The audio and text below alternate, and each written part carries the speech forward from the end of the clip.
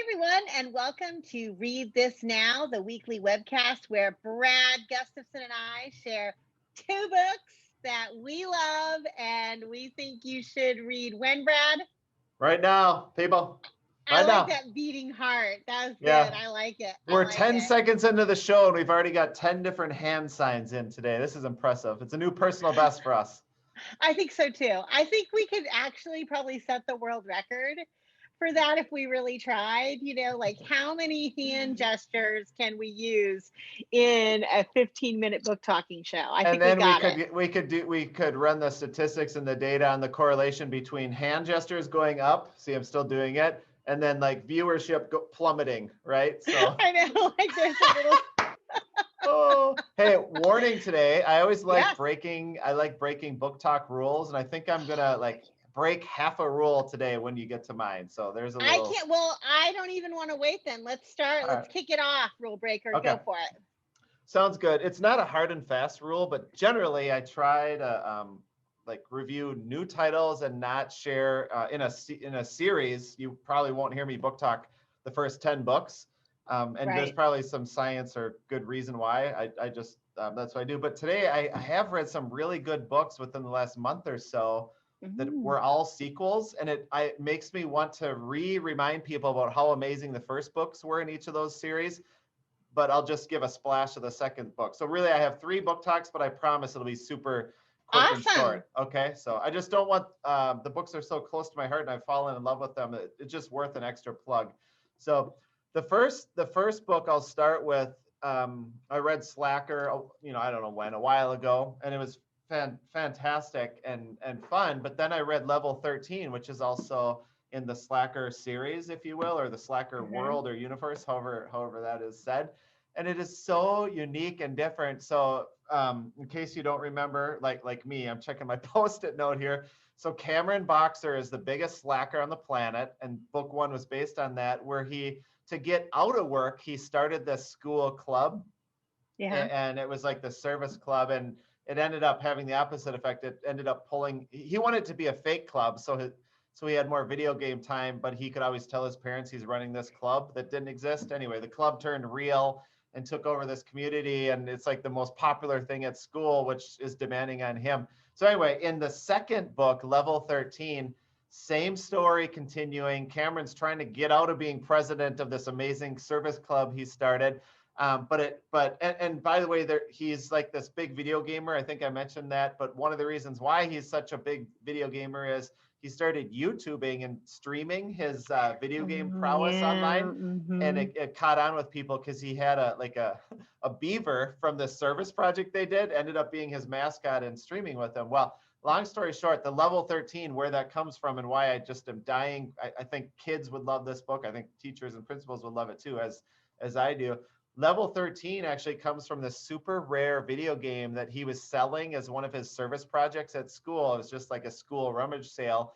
He ended up buying the video game because he loves video games, and it was an ultra rare copy that had a hidden level that no other copies had, and it's Level 13. But you can imagine how him having that ultra rare video game helped his streaming viewership and stuff, right? If he has an ultra rare thing and is sharing it with the world. So circling back, highly recommend Level 13. I book talked Slacker before. Real quick, I also want to mention Ink. I told you about that book just a couple weeks ago, but I did read Spark, which is the sequel to that. And that's where basically there are 2 groups of people in the world. Some get tattoos to share everything, their story, their life story, their awesome events, their tough events. Others don't believe in that, and they're living separately. Well, Spark is the sequel to that, and I'm falling, it's a trilogy, but falling more and more deeply in love with that. So it's by Alice Broadway. After reading Spark, I just felt compelled to say, read Ink, read Ink, read Ink, especially if you're like a middle grades teacher. Your kids, I think, will really, really love that one. And I actually, before the show, I emailed my wife and said, will you please buy me the 3rd book in this trilogy? That's how much I'm loving it. But that brings us to today. I'm trying to pack a lot into the minute or two here. So a few months ago, I read Castor by Elsie Chapman, I believe, and just really loved it. And it's a book about the magic battles and just really really cool and unexpected. Like it wouldn't be something I would necessarily pick for myself and say, Brad, you would like that book. But once I read it and then found out she had a sequel, I'm like, I need the sequel. And I got the sequel. And the sequel is Spell Starter. And I just finished this one. So it's by Elsie Chapman.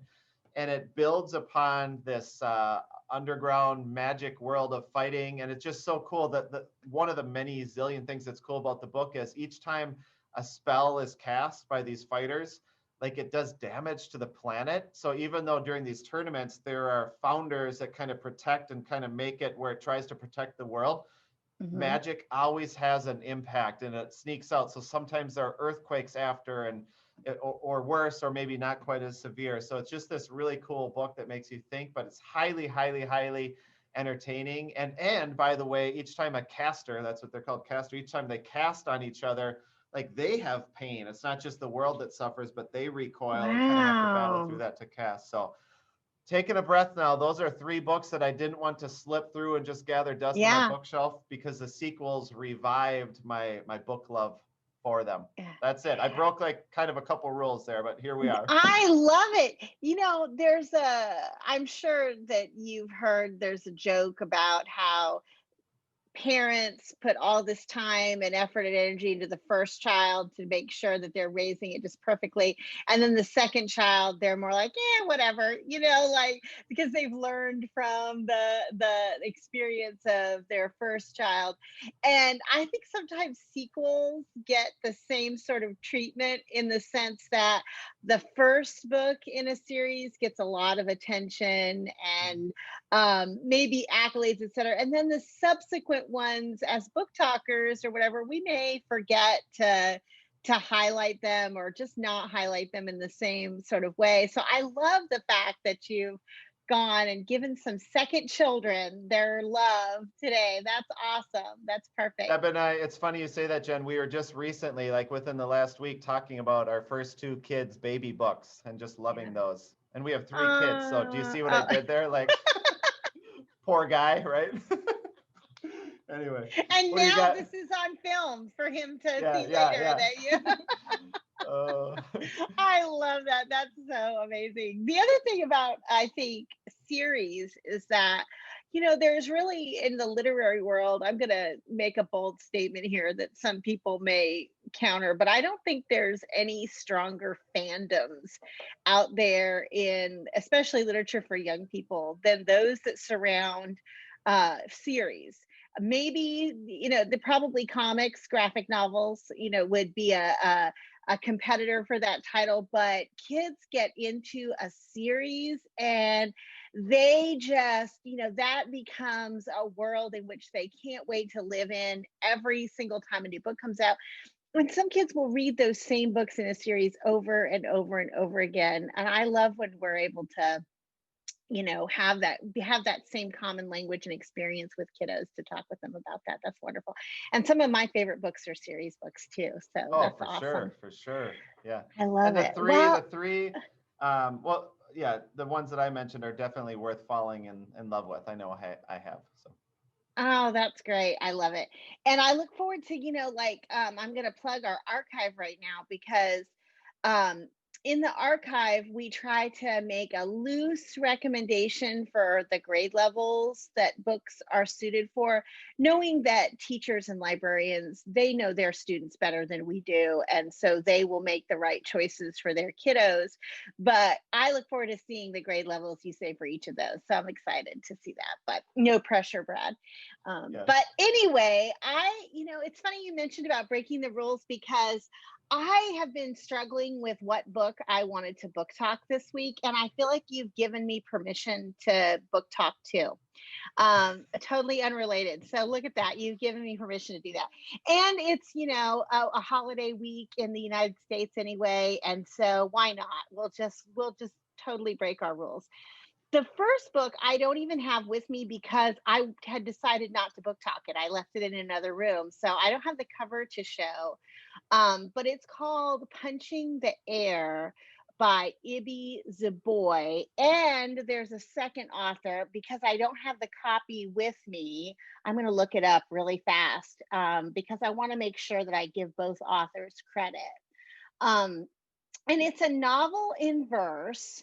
And it is about a young man named Amal who is wrongly accused and unjustly convicted of a crime.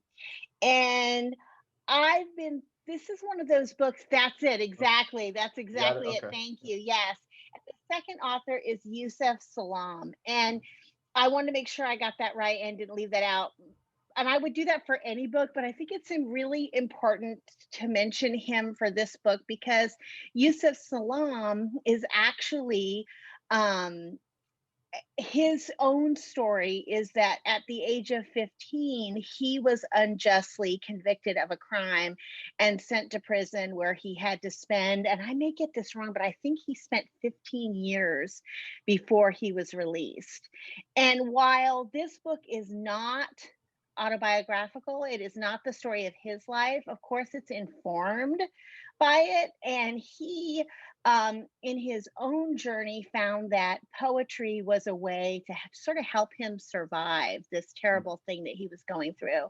And what we learn from the beginning of the book is that Amal, he has a similar love for art and for words. And he finds himself sort of having to immerse himself in those worlds to survive once he, as a young kid, I want to say he's 17, is sent to prison for this crime that he didn't commit. And we know from the beginning he didn't commit the crime, so it's not a surprise or anything like that. But in the reason I was toiling with whether or not I wanted to book talk this book isn't because I didn't think it was wonderful, because I do. I think it's actually one of the most powerful books maybe I've ever read. It's really a powerful, powerful book. But I found myself as I was reading it having to take breaks because it's intense. You know, we know it's based on real things that happen in our country. It's kind of hard to watch that kind of injustice unfold. And then for someone like me, you kind of realize that, gosh, you know, I'm never going to have to face the kind of things that Amal has faced. And there are many people who have to face his challenges every single day, by virtue of where they're born, the color of their skin, etc. And it just, I don't know, it's a hard thing to think about, and yet something we absolutely must grapple with all the time. The other piece of it is that I wanted to quickly mention is that the book made me think about myself as a reader because it is a novel in verse. And one of the things I always taught my kids when I was an English teacher is that one of the differences between poetry and prose is that poetry is really meant to be heard. Like you're meant to hear the music of the language. And so I always taught my kids to read poetry out loud. And I don't mean necessarily holding up the book and reading it in a full voice, but just even when you are reading it from a book, to actually say the words so that you hear your voice. And that's a thing I try to do when I'm reading novels in verse as well, because they're not just novels that have been broken up into smaller lines. Those line breaks are intentional. The spare words means that every word has to really count. And I want to hear the music of that, because I think, the authors, the poets who craft those books, they intend that in a way.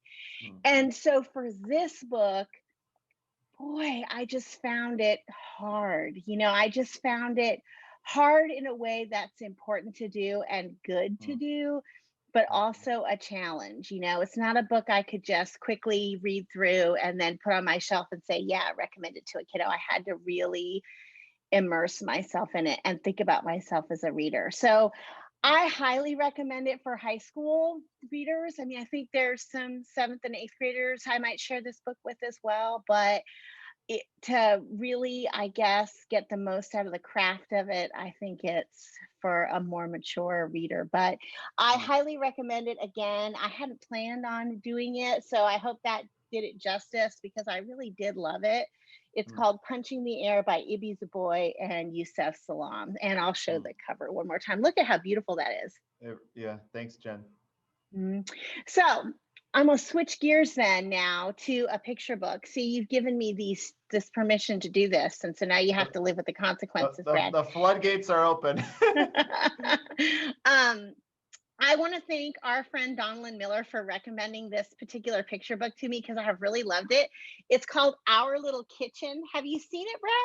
Mm-mm.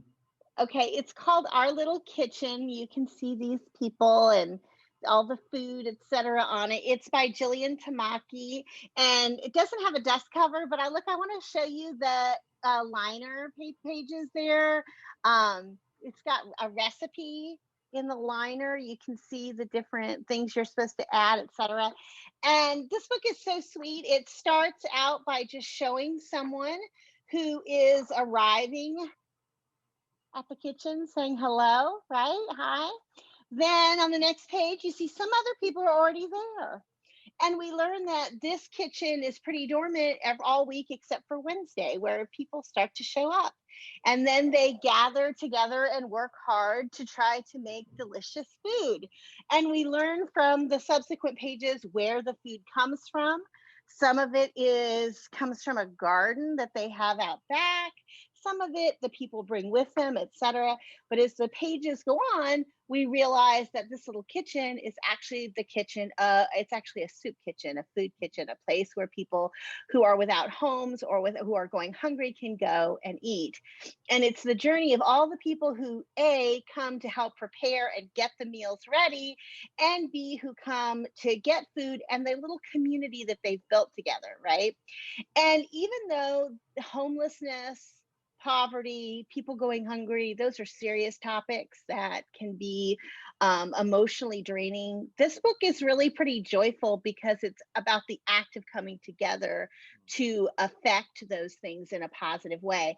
And the whole time I kept thinking about the picture book, Last Stop on Market Street. And if you all remember that book, it's the story of a young boy and his grandma on the bus. And when they get off the bus, we realize that they are going to a soup kitchen. We don't really know if they're there to volunteer, if they're there to get a meal, but we know that the last stop on Market is for them to go there. And when I've had the opportunity to work with kiddos, I just want to point out, people, this is 3. She's sneaking in 3. She's sneaking in 3. you set the precedent, right? But yeah, I love it. I'm all ears. Sorry, I didn't mean to interrupt. That's okay. But when I've had the opportunity to read Last Stop on Market with kiddos, the conversation around what a soup kitchen is powerful because you learn in those conversations that some kids have no idea what that is. Some kids have a really good idea because they've been to one or they know someone who has been. Some volunteer there, some maybe have had to get meals there. And I just kept thinking about how this book would be a lovely companion to that book, to be able to unpack what that is and what kind of people, visit there. So I, again, just want to thank Donlin for sharing it with us. It's Jillian Tamaki, and it's called Our Little Kitchen. And I think you should read it and Punching the Air right now. Woo! Woo! That was amazing. That was amazing. I know. We have been reading some good books. Thanks, Jen. Thank you.